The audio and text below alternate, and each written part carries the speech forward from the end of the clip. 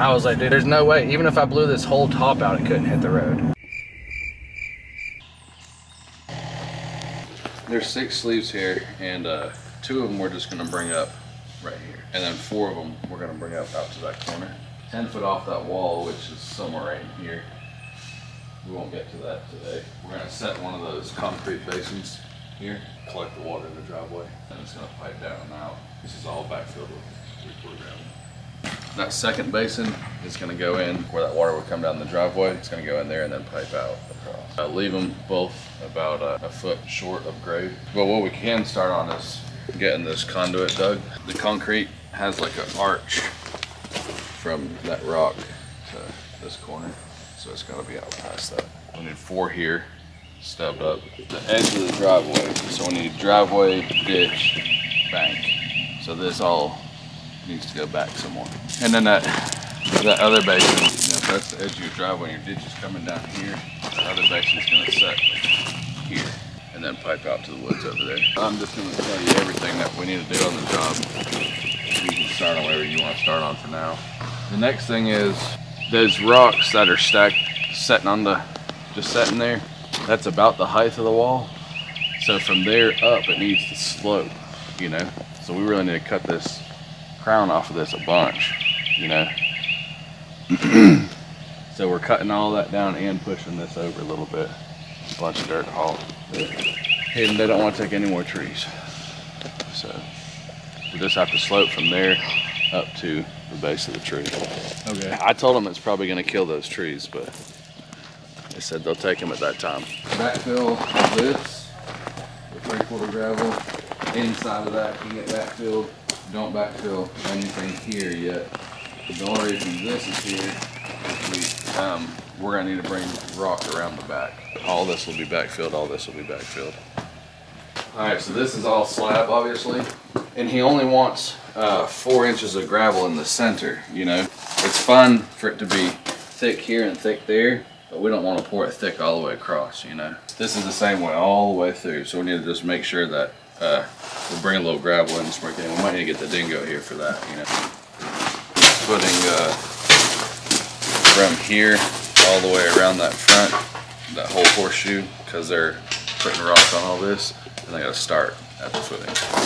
No rock goes on this. We need to get that silt fence dug back out too, because it's blown.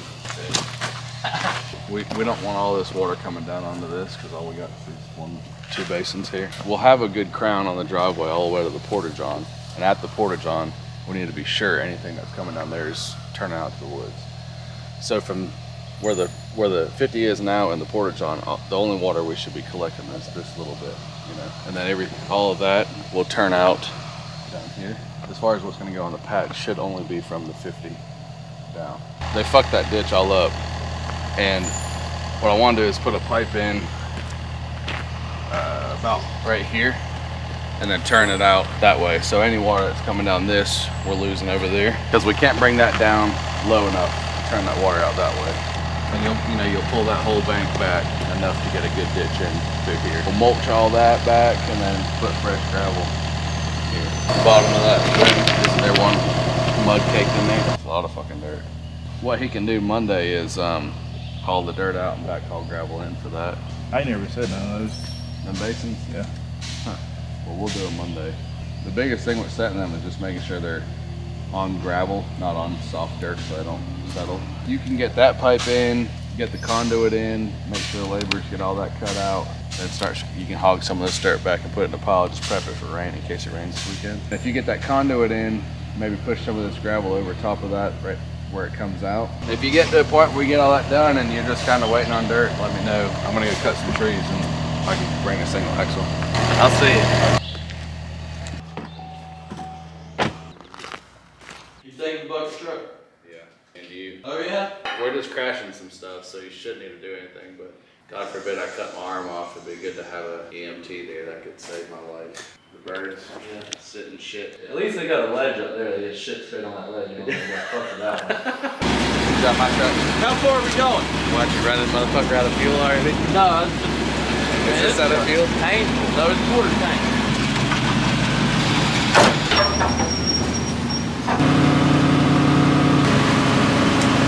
So what's going? we're just uplifting that maple, doing that, taking that cherry and that poplar on the left all the way down, and then uplifting that poplar. Nobody's gonna make fun of you for it, Helen. I'll buy a good helmet this weekend. I don't know where my good helmet went. The big, huge red oak we did, we put the GoPro on the helmet. He used it all day, and then it was never to be found again. Fucking $400 helmet. And the GoPro.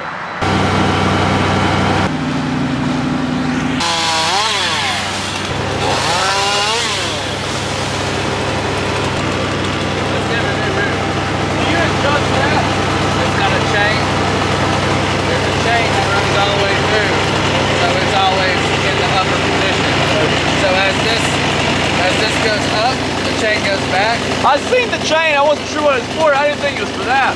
I was trying to figure out if that had like a rotator on it or it was just balanced. You see how like notchy it is?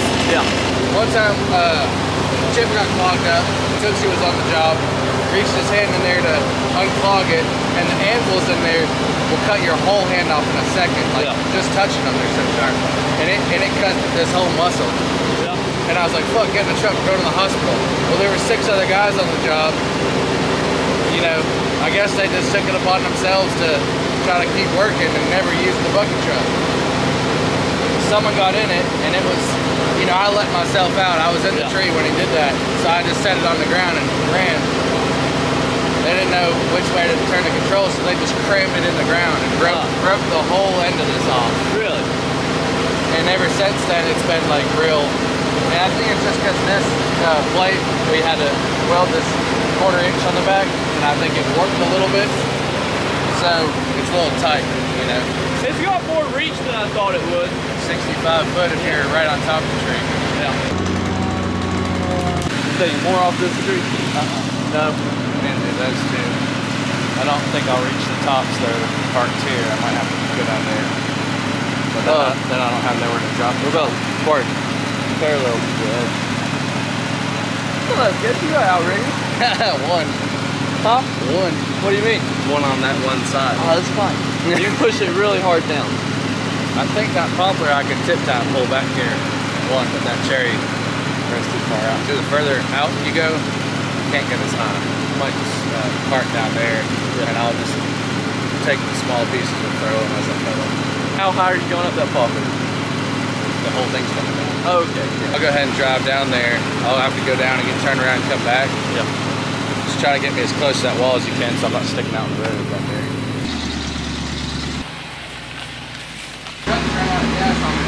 Damn. Yeah. That sucks. Yeah, luckily, because when I first got it and I was scared to death, so I brought all my climbing gear with me in the out of rope and I had to rappel down. I was by myself.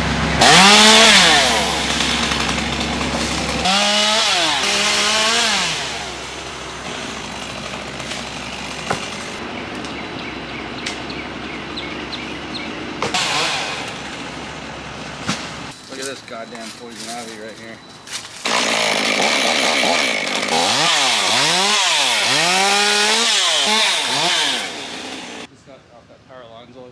Yeah. The closest I've ever come to cut myself is this nail, dude. I cut this fucking nail, but it didn't touch the skin. Kickback on you? No, it was just dumb, man. Yeah. Grabbing limbs and cutting them, throwing them, moving too fast.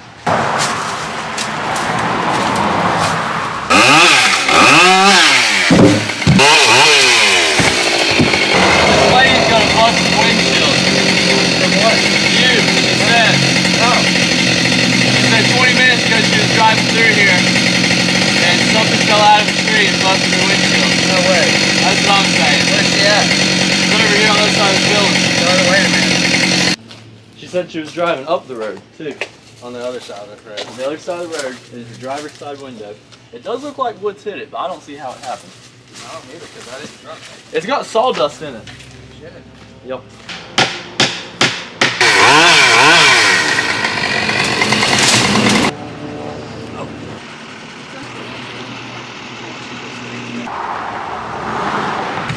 Dang, we didn't get out of here quick enough. I know. There ain't no goddamn wood over there either, bro. I walked all the way up the road. I walked on the If sides of the they're road. driving up the road, it hit, it's gonna bounce back. This side. I walked up this side to walk down the other side just in case it bounced the other way. I didn't see it on either side of the road, dude. But it does look like it's got It wood. does. I don't know how. I don't know. Whatever. Charge us to the game, I guess. What are we gonna do? Stand there and argue with her, and then she's gonna run us in the dirt, you know? Yeah. Maybe we did, maybe we didn't, but good thing I pressed the jump brake.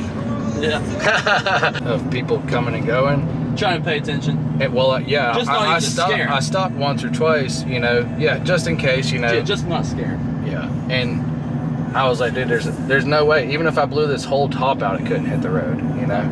It had to have been it either landed and hit a piece and it ricocheted, or she said a piece broke off of it. And I could see that if sometimes I'll go far out and I'll cut so the end is pointed straight down, and then I'll cut at the tree, you know? Yeah. I won't cut all the way through, and sometimes that could send the last, but I didn't do that a single time on that entire tree, so, because I didn't need to, because I had enough room to the road, you know? There's no fucking way, dude, unless, like I said, it hit something on the ground and that piece got ricocheted out.